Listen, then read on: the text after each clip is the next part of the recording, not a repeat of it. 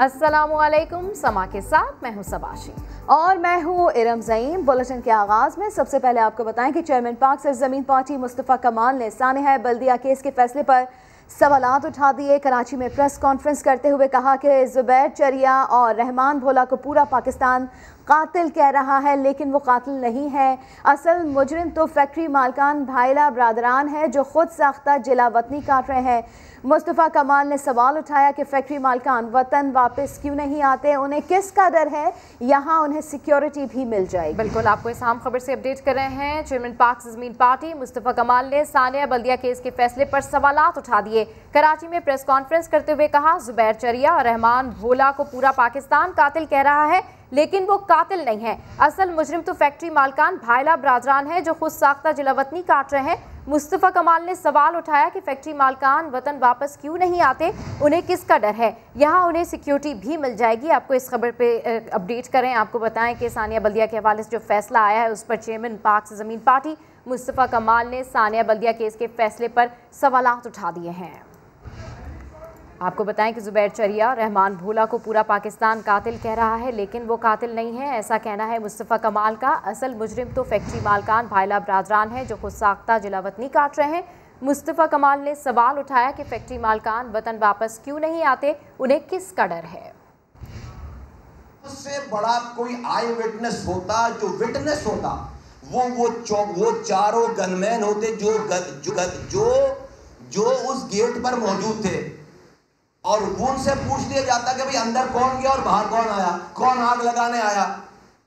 तो चूंकि पता है कि कोई आग लगाने आया ही नहीं, तो हमारे करम फरमाओं ने उन बेचारे 65 साल की उम्र के गनमैनों को, चौकीदारों को, 4 में से 3 पख्तून हैं और वो एमक्यूएम के रखाए हुए नहीं हैं, वो भोले के रखवाए हुए नहीं हैं, वो इन्हीं मालिकों के 30-30 साल पुराने मुलाजिमीन हैं।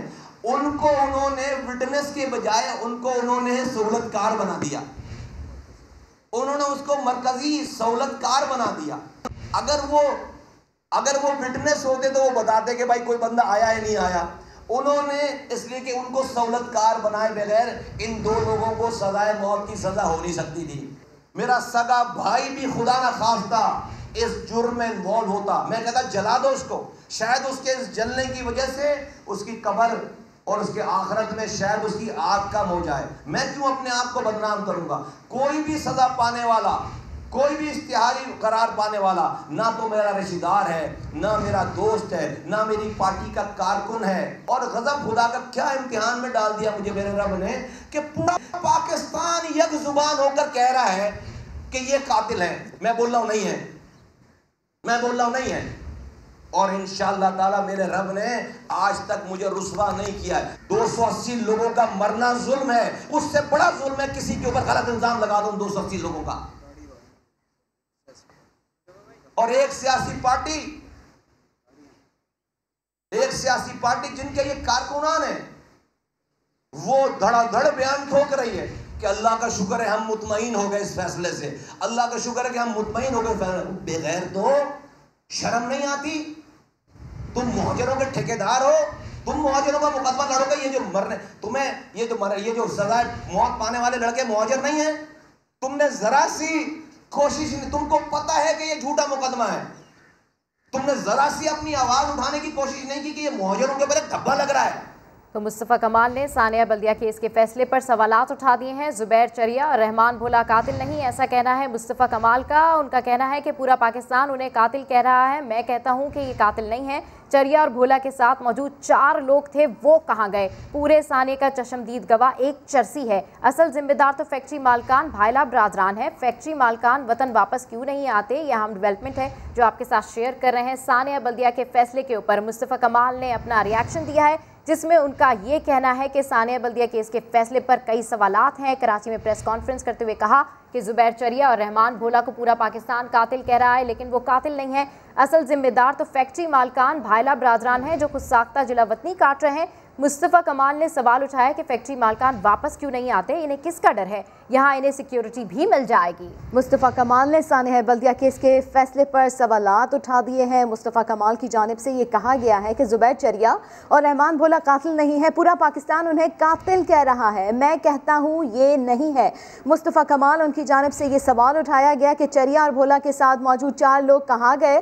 पूरे सानहे का चश्मदीद गवाह एक चर्सी है। मुस्तफ़ा कमाल उनकी जानिब से ये भी कहा गया कि असल जिम्मेदार तो फैक्ट्री मालकान भायला बरादरान है। मुस्तफ़ा कमाल ने कराची की बेहतरी के लिए आर्मी चीफ को अपनी खिदमात पेश कर दी। मीडिया ब्रीफिंग में चेयरमैन PSP ने कहा, कराची वालों को आर्मी चीफ ने ही उम्मीद दिलाई, उसे मायूसी में ना बदलने दें। उन्होंने खबरदार करते हुए कहा, थोड़े दिनों में फिर मसाइल होंगे, फिर तबाही होगी, लेकिन तब लोग हुकूमतों पर नहीं बल्कि इदारों पर सवालात उठाएंगे। हमारी तो कोई उम्मीदें नहीं है प्रोविंशियल गवर्नमेंट से, हमारी तो कोई उम्मीदें नहीं हैं लोकल गवर्नमेंट से, और मुझे तो कोई ख़ास उम्मीद वफाकी हुकूमत से भी नहीं है। वो आर्मी चीफ साहब उनको इस्तेमाल करना चाहें, चीज़ें करना चाहें वो कर लें, लेकिन हमें उन्होंने खुद उम्मीद दिलवाई है कराची वालों को। उन्होंने आकर यहाँ बैठकर खुद उम्मीद दिलवाई है। खुदारा इस उम्मीद को मायूसी में ना बदलें। अल्लाह करे कि मेरी बात समझ आए और मेरी बात लोग, और मैं बिल्कुल एक पैशनेट पाकिस्तानी की हैसियत से ये मैं राय मशवरा दे रहा हूँ, इसलिए कि मुझे दिख रहा है कि आगे जाकर थोड़े दिनों में कोई एक मसला होगा, दोबारा तबाही बर्बादी होगी, और लोग फिर ये सूबाई हुकूमत को छोड़कर और लोकल गवर्नमेंट को छोड़कर, शहरी हुकूमत को छोड़कर, वफाकी हुकूमत को छोड़कर फिर खुदा न खास्ता इदारों के ऊपर लोग कमेंट्री पास करेंगे, अपनी बातें करेंगे। उससे पहले मैं ये इंतबाह करना चाहता हूँ, खुदा न तवज्जो दें और हमारे मसाइल को सुने और उसको देखें। और अब कुछ बात करते हैं कराची में बिजली की बढ़ती हुई लोड शेडिंग के हवाले से। कराची में बिजली की 12 घंटे की लोड शेडिंग ने शहरियों को शदीद अजियत में मुब्तला कर दिया। शहर का कोई इलाका भी अब लोड शेडिंग से महफूज नहीं रहा। तर्जुमान के इलेक्ट्रिक कहते हैं शॉर्टफॉल 400 मेगावाट तक पहुंच गया है। तलब पूरी करने के लिए लोड शेडिंग के सिवा कोई चारा नहीं रहा। अशरफ खान रिपोर्ट करेंगे।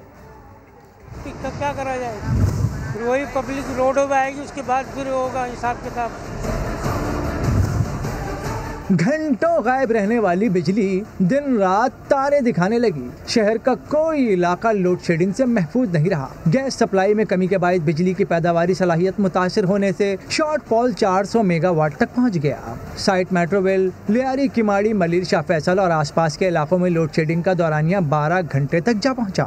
घर में छोटे छोटे बच्चों का साथ है और बहुत मुसीबत हो रही है। यकीन माने आधी रातों को लाइटें जा रही हैं और यकीन माने बहुत तंगी हो रही है, लोगों के दिलों में हाय निकल रही है। अभी भी लाइट नहीं है, किसको बोलेगा आदमी, कहाँ बताएगा आदमी किसको। कोई सुनने वाला तो है नहीं, कोई सुनेगा कौन, करने वाले वही, सुनाने वाले वही। गुरु मंदिर, सोल्जर बाजार, गार्डन और सदर के इलाकों में भी 8 से 10 घंटे बिजली गायब रहने लगी, जबकि north Nazimabad, Liaquatabad, FB area और दीगर इलाकों में 7 से 8 घंटे की एलानिया और गैर एलानिया लोड शेडिंग का सिलसिला जारी है। इस मुल्क में जीना तो हराम कर दिया। बच्चे पढ़ने के लिए नींद पूरी नहीं है, मच्छर काटते हैं, रात को बिल इतना भेज रहे हैं, घर में मोटर चलाएं पानी आता है, वो मोटर चलती नहीं है, घरों में पानी नहीं है, बोलते हैं कोरोना है। अभी किधर जाए गरीब बंदा, या तो जहर दे के मार दे इसको।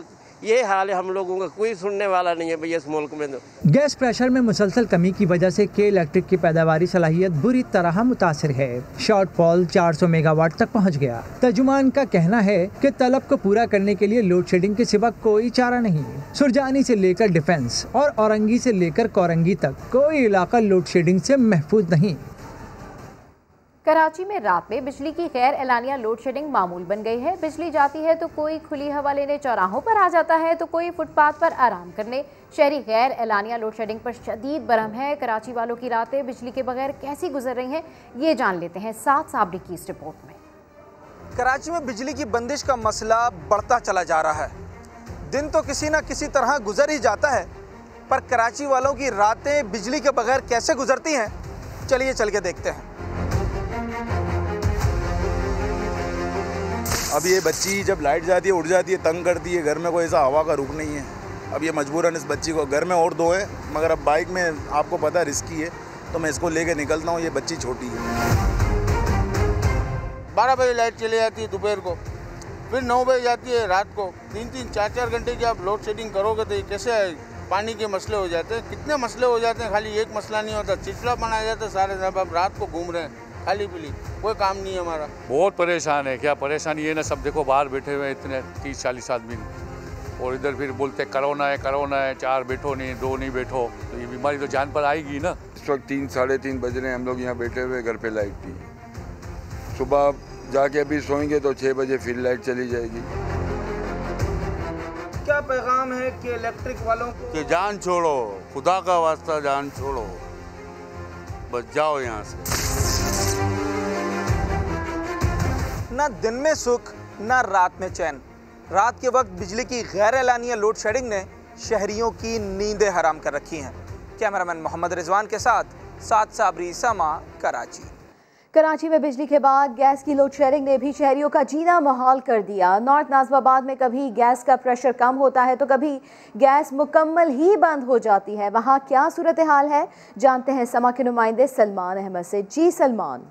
देखिए, शहर में गैस का बहरान शिद्दत अख्तियार कर गया है। कहीं पर गैस की प्रेशर में कमी की शिकायत है तो कहीं पर गैस मुकम्मल तौर पर ही बंद है।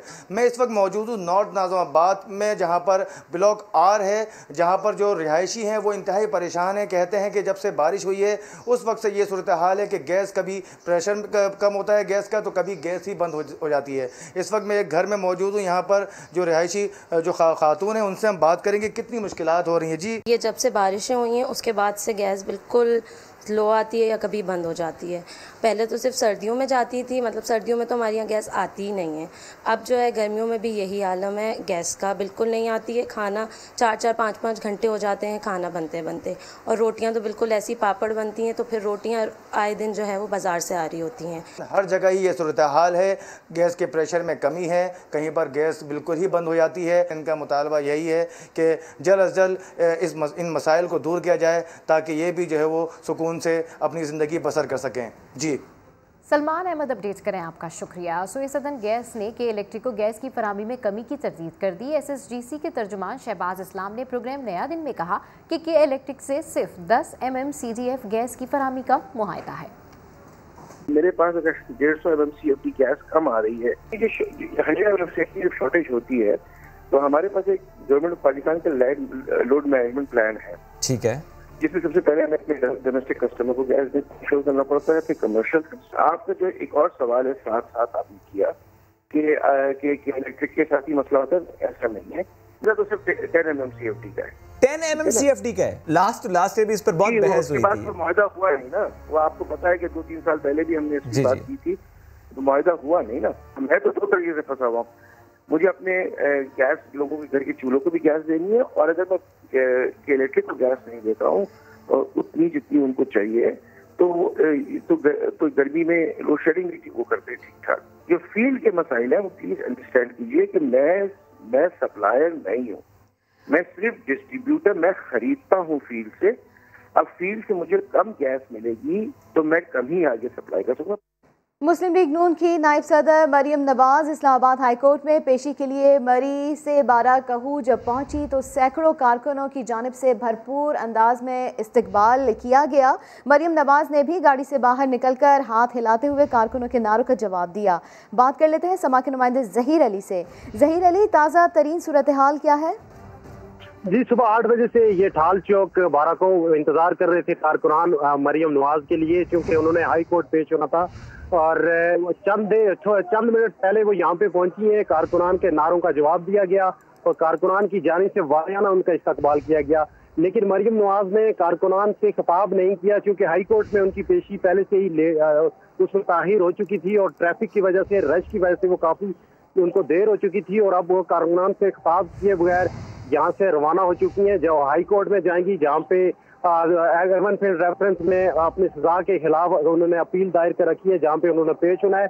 और कारकुनान सुबह 8 बजे से यहाँ पे नारे लगाते रहे, उनका इंतजार करते रहे, और उन्होंने बंदोबस्त किया हुआ था कि जो मरियम नवाज आके यहाँ पे गाड़ी में या किसी स्टेज पे उनसे खिताब करेंगी, और यहाँ से बगैर खिताब किए वो यहाँ से निकल गई हैं, और चूंकि कोर्ट की टाइमिंग की वजह से वो यहाँ से निकली हैं, और कुछ देर में उनका काफिला इस्लामाबाद हाई कोर्ट पहुंचेगा, जहां पे केस की समाअत है उनकी अपीलों पर, जिसमें बरियत की उन्होंने अपील दी है एवनफील्ड रेफरेंस के जो केस है उस हवाले से।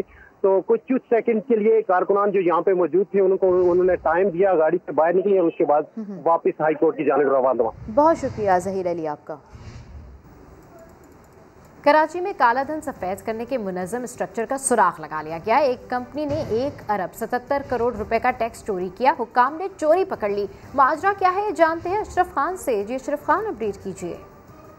जी FATF की जानिब से जो आया था और हुकूमत की जानिब से जो है एंटी मनी लॉन्ड्रिंग एक्ट की जो मंजूरी हुई है, उसके बाद एक्शन हुआ है डायरेक्टरेट ऑफ इंटेलिजेंस की जानिब से, और ये बड़ा ही जो कार्रवाई हुई है उसने काला धन सफेद करने की इंतहाई मुनज़्ज़म और पेचीदा स्ट्रक्चर का सुराग लगाया है। और एक निजी कंपनी LPG की जिसने मनी लॉन्ड्रिंग की और टैक्स चोरी की, और ये तकरीबन 1 अरब 77 करोड़ 50 लाख रुपए का टैक्स चोरी पकड़ा गया है। और इसके अलावा मुल्जिमान के ठीक है, टैक्स चोरी की गई है, हुक्काम ने चोरी पकड़ ली। अपडेट कर रहे थे अशरफ खान, आपका शुक्रिया।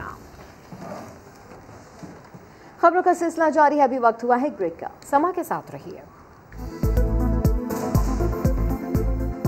Welcome back. और अब बात करेंगे ज्यादती के बढ़ते वाकयात की। कराची के इलाके क्लिफ्टन के मॉल से नामालूम अफराद लड़की को अगवा करके ले गए और ज्यादती की। मुतासरा लड़की का मेडिकल करके सैंपल्स लेबॉर्ट्री भिजवा दिए गए। पुलिस ने वाक़े का मुकदमा दर्ज करके तफ्तीश शुरू कर दी है। शाहनवाज अली कादरी रिपोर्ट करेंगे। कराची में लड़की से अगवा के बाद मुबैना ज्यादती का एक और वाकया। पीर के रोज क्लिफ्टन में मॉल के करीब से 22 साल लड़की के अगवा के बाद मुबैना ज्यादती का मुकदमा बोर्ड बेसन थाने में दर्ज कर लिया गया। मुतासरा लड़की ने इब्तिदाई बयान में बताया कि दोस्त के साथ खाना खाने के बाद मॉल के करीब उतरी तो डबल केबिन में सवार 2 नामालूम मुल्जिमान ने अगवा किया और खयाबान शबाज पर एक फ्लैट में ले गए, जहां 3 लड़कों ने ज्यादती की। पुलिस का कहना है कि मुल्जिमान ने सुबह होते ही लड़की को उसी मकाम पर वापस छोड़ा और फरार हो गए। लड़की ने 15 पर कॉल करके पुलिस को वाक़े की इत्तला दी। मुतासरा लड़की का जिना अस्पताल में मेडिकल करके सैंपल्स केमिकल एग्जामिनेशन के लिए लेबॉर्ट्री भिजवा दिए। मॉल के इतराफ CCTV फुटेज भी हासिल की जा रही है। पुलिस का कहना है कि मिलने वाले नंबर का CDR भी हासिल किया जा रहा है। मुल्जिमान के हवाले से कुछ शवाहिद मिले हैं, जबकि मुख्तलिफ पहलुओं पर तफ्तीश भी जारी है। कैमरामैन मोहम्मद कामरान के साथ शाहनवाज अली कादरी, समा, कराची। इसी पर ही बात करेंगे। क्लिफ्टन में ज्यादती केस में अहम पेशरफ सामने आई है। पुलिस ने मुल्जिमान से मुतालिक तमाम शवाहिद हासिल कर लिए हैं। हुकाम ने दावा किया है कि मुल्जिमान बहुत जल्द कानून की गिरफ्त में होंगे। इस पर मजीद करंट सिचुएशन जानते हैं समा के नुमाइंदे सऊद बिन मुर्तज़ा से। सऊद, अपडेट कीजिए। जी बिल्कुल, क्लिफ्टन से 22 साल लड़की के अगवा और उसके बाद मुबैना तौर पर ज्यादती के मामले पर जो है पुलिस मुख्तलिफ पहलुओं से तहकीकात कर रही है। SSP साउथ शिराज नज़ीर को इस वाक़े का फोकल पर्सन जो है तैनात किया गया है। पुलिस हुकाम का कहना है कि इसमें मजीद अहम पेशरफ्त हुई है। DIG साउथ ऑफिस में अहम मीटिंग इस हवाले से तलब की गई है। पुलिस का कहना है कि मुख्तलिफ अहम शवाहिद मिले हैं। जो मुल्जिमान की तस्वीरें थी वो भी हासिल कर ली गई हैं, जबकि इनकी रात भर की जो लोकेशन है वो कराची के मुख्तलिफ इलाकों की आती रही और मुबैना तौर पर ये मुल्जिमान अंदरून सिंध से ताल्लुक़ रखते हैं। पुलिस का कहना है कि जल्द ये इनकी गिरफ्त में होंगे, जबकि इस वाक़े का मुकदमा जो है पुलिस ने मुतासर लड़की की ही मुद्दत में दर्ज किया था। मुख्तलिफ पहलुओं से पुलिस का कहना है कि तहकीकात की जा रही हैं। जो मेडिकल रिपोर्ट है वो भी मुमकिन तौर पर आज पुलिस को मिल जाएगी, जिसमें ज्यादती से मुतल्लिक तस्दीक होगी कि आया के साथ हुई है या नहीं। मुख्तलिफ पहलुओं से पुलिस का कहना है कि तहकीकात अभी भी जारी हैं। मुख्तलिफ शवाहिद भी जमा किए जा रहे हैं और मजीद इस पर जो है तहकीकात चल रही है। मुल्जिमान बताया जा रहा है कि रात भर मुख्तलिफ मकामात पर छापे मारे गए, जहाँ पर उनकी गिरफ्तारी अमल में नहीं आ सकी, लेकिन उनकी लोकेशन कराची की ही आती रही। पुलिस का कहना है कि कोशिश ये होगी कि जल्द से जल्द उनको गिरफ्तार किया जाए ताकि तहकीकात को आगे बढ़ाया जा सके। जी सऊद बिन मुर्तज़ा, अपडेट करें, आपका शुक्रिया। और अभी आपको बताएं कि कौमी असम्बली की कायमा कमेटी बराए इस्तेहकाक के इजलास में नून लीगी MNA मोहसिन शाहनवाज रांझा CCPO लाहौर के रवैये पर गुस्से में आ गए। बैठक के दौरान दोनों के दरमियान तू मैं भी हुई। भलाई मालिक आपका रवैया है, आपका सोच, आपकी उदार, तो आपने उस खातून के बारे में बात की है। सर मेरी बात सुनो, आपकी तो सोच का कहाँ से अंदाजा होता है? मालिक कोई नहीं है। भलाई मालिक आपका रवैया है, आपका सोच, आपकी उदार, तो आपने उस खातून के बारे में बात की है। सर मेरी बात सुनो, आपकी तो सोच का कहाँ से अंदाजा होता है? इसी पर बात कर लेते हैं वहाब कामरान से। वहाब, क्यों दोनों एक दूसरे से उलझ पड़े? देखिए जी, एक कमेटी राना कासिम नून की ज़िरसदारत जारी थी और इस कमेटी के इजलास के दौरान CCPO लाहौर उमर शेख ब्रीफिंग के दौरान ये कह रहे थे कि एक वाक़े पर 1 से ज़ायद FIR दर्ज नहीं हो सकती। जिस पर मोहसिन रांझा ने बताया कि आप मुझे ये बताइए कि इस वाक़े के खिलाफ जिसका आप जिक्र कर रहे हैं दहशतगर्दी की दफा कैसे लगी, तो जिस पर वो जवाब देने के बजाय CCP लाहौर ने उल्टा मोहसिन शाहनवाज रांझा जो रुकन थे कमेटी के, उनसे सवाल किया कि आप मुझे पहले ये बताएं कि क्या एक वक़ूए पर एक से ज़्यादा FIR दर्ज की जा सकती हैं। जिस पर मोहसिन शाहनवाज रांझा को खासा गुस्सा आ गया और उन्होंने कहा कि आप पार्लियामेंट के सामने पेश हुए, मैं आपके सामने पेश नहीं हुआ, पर आपको पता होना चाहिए कि आपके इस रवैये की वजह से आपको गिरफ्तार भी किया जा सकता है। उन्होंने मोहसिन शाहनवाज रांझा ने चेयरमैन कमेटी से भी दरख्वास्त की कि मेरा इस्तेहकाक मजरूर है और इस हवाले से कार्रवाई की जाए। इस तमाम सूरत-ए-हाल के दौरान अली मोहम्मद खान वज़ीर मुमलिकत भी कमेटी इजलास में मौजूद थे। उसने माजरत करते हुए हुकूमत के बिहाफ से कहा कि हमले को किया जाए और अब कमेटी का इजलास जो मामूल की कार्रवाई की सूरत में बहुत जारी। शुक्रिया वहाब कामरान, अपडेट किया आपने। और अभी वक्त हुआ है न्यूज़ अपडेट्स का। सिंध के अलावा पूरे पाकिस्तान में दूसरे मरहले के तालीमी इदारे खुल गए। 6ठी से 8वीं की क्लासेस का भी आगाज हो गया। तलबा और स्टाफ को SOPs पर सख्ती से अमल दरामद की हिदायत।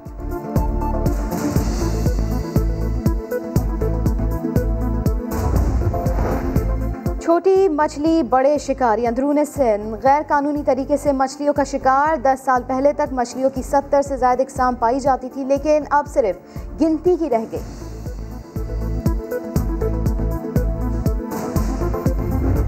6ठी से 8वीं जमात तक बच्चों की तालीमी सरगर्मियां तकरीबन 7 माह बाद बहाल हो गईं। सिंध के सिवा बाकी सूबों में मिडिल स्कूल खुल गए। स्कूल इंतजामिया और महकमा तालीम की जानिब से SOPs पर अमल दरामद के मुकम्मल इंतजाम किए गए हैं। बच्चों के लिए मास्क पहनना और क्लास में समाजी फासला लाजमी करार दिया गया है। एक दूसरे से हाथ मिलाने पर भी पाबंदी हो गई। बच्चों को बार बार हाथ धोने की हिदायत की गई है। सूबाई हुकूमतों ने स्मार्ट एकेडमिक कैलेंडर भी मुतारिफ करवाया है, जिसके तहत बच्चों के निसाब में कमी की गई है। गुंजाइश के हिसाब से एक क्लास में 30 से ज़ायद बच्चों के बैठने की इजाज़त नहीं। ज़्यादा तलबा वाली क्लासेस में बच्चों को 2 ग्रुपों में तकसीम करके मुतबादिल दिनों में बुलाया जा रहा है। स्कूल खुल गए, सब खुश हैं, मगर दोस्तों में आज भी दूरियां हैं। कोरोना ने दोस्ती जैसे अनमोल रिश्तों को कैसे मुतासिर किया, जानते हैं फैसलाबाद में मौजूद समा के नुमाइंदे अब्दुल्ला हाद से। जी बिल्कुल, कोरोना वायरस नन्हे तलबा की दोस्तियों में भी दूरियां पैदा करने लगा है। तकरीबन 6.5 माह के बाद आज एलिमेंट्री क्लासेस के तलबा स्कूल में वापस लौटे। खुश बहुत थे कि आज अपने दोस्तों से मिलेंगे, खूब गपशप लगाएंगे, मगर क्लासरूम का मंजर जो है वो कुछ बदला सा नज़र आ रहा है। एक स्टूडेंट हमारे साथ मौजूद है, ये उदास भी है, इससे जान लेते हैं इसकी उदासी की वजह क्या है। अच्छा बेटा बताओ, आप उदास क्यों हो, क्या वजह है आप? 6 माह से स्कूल बंद थे। जब हमें पता लगा कि स्कूल खुल गए तो काफ़ी खुश हुए। जब अब सुबह स्कूल आए तो पता लगा कि हमारे दोस्त ही नहीं कोई है स्कूल में, तो इससे काफ़ी उदासी है। कोई भी दोस्त मिला, 5 ग्रुप थे, 5 लड़कों का ग्रुप था हमारा, सारे एक दूसरे ग्रुप में चले गए हैं। बिल्कुल, बच्चों का ग्रुप बना होता है क्लास के अंदर और वो दोस्ती जो है वो सारा साल चलती रहती है, लेकिन जब बच्चे स्कूल में पहुंचे तो इन्हें पता चला कि इनके ग्रुप पे जो दूसरे तलबा हैं, जो दूसरे दोस्त हैं, वो दूसरे ग्रुप में चले गए हैं। इस वजह से आज क्लासरूम का मंजर थोड़ा बदला नज़र आ रहा है। बच्चों के चेहरों पर उदासी है कि 6.5 माह के बाद भी अपने दोस्तों से नहीं मिल पाए। जी अब्दुल्ला हाद अपडेट कर रहे थे, आपका शुक्रिया। बुलेटिन में यह वक्त हुआ एक ब्रेक का, साथ रहिएगा।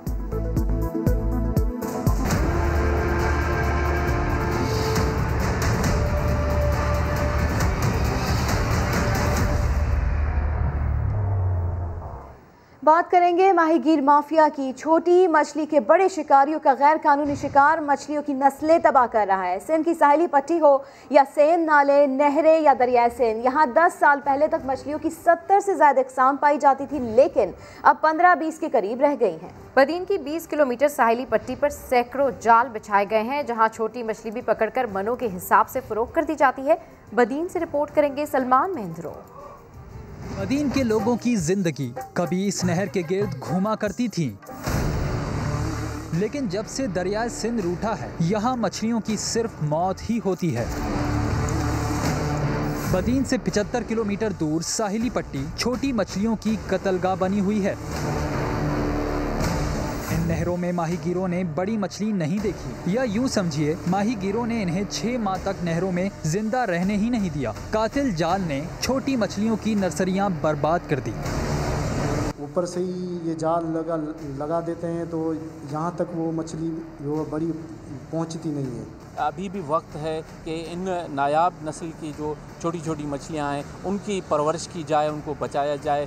1.25 से 1.5 इंच की मछलियाँ खाने में इस्तेमाल नहीं की जाती। माहीगीर इन्हें कचरा मछली कहते हैं, जो 800 रुपए फी मन के हिसाब से फीड बनाने वालों को फरोख्त कर दी जाती हैं, वो भी बिला रोक टोक। बारीक वाली जितनी भी मैश लगी हुई हैं वो हम निकाल रहे हैं, क्योंकि वो नस्ल कच्ची हो रही है। अंडर साइज जो फिश जो है उनकी। महकमा फिशरीज के मुताबिक कानून में छोटी मछलियों के पकड़ने पर 10,000 रुपए जुर्माने की सजा है, लेकिन आज तक किसी को कोई सख्त सजा नहीं हुई। ये किनारा आज भी छोटी मछलियों के लिए कत्लगाह से कम नहीं। सुलेमान मेंद्रो, समा, बदीन। ये तो थी बदीन की साहिली पट्टी की बात, लेकिन रोहड़ी कैनाल पर माहीगीरों की अक्सरियत छोटी मछलियों को पकड़कर गैर कानूनी फिश फार्म्स को फरोख्त कर रही है। साहिल जोगी की रिपोर्ट। दरियाए सिंध में रोहड़ी कनाल के करीब माहीगीर माफिया सरगर्म। शाम होते ही यहाँ जाल बिछा दिए जाते हैं और फिर सैकड़ों छोटी मछलियाँ, जिनमें बड़ी तादाद डमरू की होती है, पकड़कर थैली में बंद कर दिया जाता है। माफिया के लोग अपने साथ ऑक्सीजन सिलेंडर्स भी लाते हैं। इस मुंतकली के दौरान 20% मछलियाँ मर जाती हैं। माहीगीर इन मछलियों को पकड़कर फिश फार्म को फरोख्त करते हैं, जहाँ एक मछली के एवज 15 रुपए मिलते हैं। जितनी मछलियाँ उतना मुनाफा। जैसे डमरा है वो बड़ी चीज़ हमको मिल गई तो उसकी अच्छी कीमत है, और चीज़ भी जो गिरास है नहीं वो बस आधा किलो का आता है, उतना साइज उसकी उतनी होती है, आधा किलो, वो मिलता है 50 रुपए में। महकमा फिशरीज के इल्म में ये तमाम बातें हैं, लेकिन रात गए कभी छापे नहीं मारे जाते। लाइसेंस के बगैर जो मछली मारता है वो गुनाह है, सजा है। महकमा फिशरीज के मुताबिक सक्खर रीजन में गैर कानूनी फिश फार्म्स की तादाद 100 से जायद है, जिनके खिलाफ कार्रवाई जल्द शुरू होगी। कैमरामैन शाहिद सोलंगी के साथ साहिल जोगी, समा, सक्खर। और अभी आपको बताएं कि गिलगित बल्तिस्तान कानून साज असम्बली के इंतखाबात 15 नवंबर को होंगे। सदर मुमलिकत ने वज़ीर आज़म की एडवाइस पर समरी की मंजूरी दे दी है। आम खबर है जो आपके साथ शेयर कर रहे हैं। गिलगित बल्तिस्तान कानून साज असम्बली के लिए आम इंतखाबात 15 नवंबर को होंगे। सदर मुमलिकत ने वज़ीर आज़म की एडवाइस पर समरी की मंजूरी दे दी है। सदर डॉक्टर आरिफ अलवी ने आम इंतखाबात की मंजूरी दे दी है। ये खबर आपके साथ शेयर कर रहे हैं गिलगित बल्तिस्तान कानून साज असम्बली के हवाले से, जिसके आम इंतखाबात अब 15 नवंबर को होंगे। सदर मुमलिकत ने वज़ीर आज़म की एडवाइस पर समरी की मंजूरी दे दी है। वज़ीर आज़म की जानिब से ये समरी दी गई थी, जिस पर सदर मुमलिकत ने अब मंजूरी दे दी है। गिलगित बल्तिस्तान कानून साज असम्बली के लिए आम इंतखाबात 15 नवंबर को होंगे, जिसके लिए अब तैयारियां शुरू कर दी जाएंगी। सदर डॉक्टर आरिफ अलवी ने आम इंतखाबात की मंजूरी दे दी है। सदर मुमलिकत ने वज़ीर आज़म की एडवाइस पर समरी की मंजूरी दी है। गिलगित बल्तिस्तान कानून साज असम्बली के लिए आम इंतखाबात अब 15 नवंबर को होंगे। वज़ीर आज़म की जानिब से ये समरी पेश की गई थी, ये एडवाइस समरी थी। सदर मुमलिकत ने वज़ीर आज़म की एडवाइस समरी पर मंजूरी दे दी है। सक्खर में पुलिस तशद्दुद से हलाक वकील केस में डीएसपी समेत दीगर पुलिस अफसरान मुलव्वस पाए गए।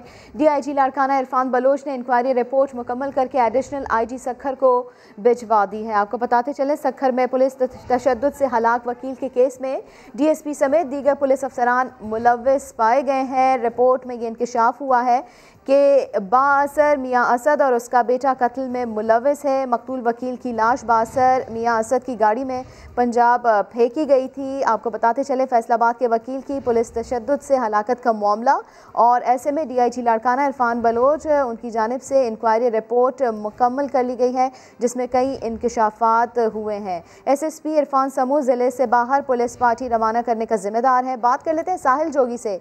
साहिल, बताइएगा रिपोर्ट में मजीद क्या कुछ है? जी देखिए, सक्खर में वकील एजाज आराई जो पुलिस तशद्दुद में हलाक हुआ था, उस हवाले से डीआईजी लाड़काना इरफान बलोच को ये स्पेशल इंक्वायरी दी गई थी एडिशनल आईजी सक्खर की जानिब से।